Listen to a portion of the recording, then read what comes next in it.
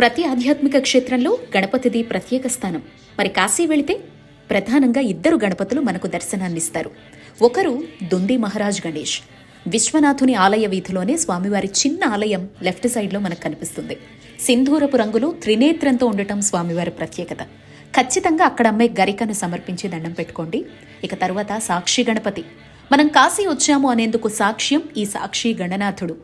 మనం విశ్వనాథుడి దర్శనానికి వెళ్ళినప్పుడే అన్నపూర్ణమ్మ, దుంది గణేష్ అంతా కూడా విశ్వనాథ లేన్లో అంటే గేట్ నెంబర్ 1 వైపే ఉంటారు. జాగ్రత్తగా గమనించుకొని వెళ్ళాలి. విశ్వనాథుడి దర్శనం తర్వాత సాక్షి గణపతికి చెప్పి మన తిరుగు ప్రయాణాన్ని మొదలు పెట్టాలి. కాశీలో ఒక్కో చోట ఒక్కో నవగ్రహ దేవతల దర్శనాన్ని గమనించవచ్చు. దశాశ్వమేధ ఘాట్కు వెళ్లేటువంటి మార్గంలో బృహస్పతి ఆలయం మనకు కనిపిస్తుందండి. తప్పకుండా దర్శనం చేసుకోండి. కాశీలో నడక ఎక్కువగా ఉంటుందండి.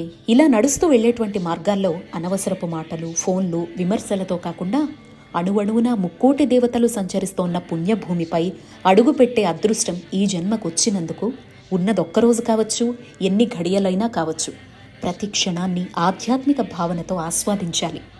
అణువణువున పరమాత్మను మనసు నిండా నింపేసుకోవాలి. కనపడే ప్రతి ఆలయాన్ని దర్శించి తరించాలి. జై కాశీ, దివ్యకాశీ, భవ్యకాశీ.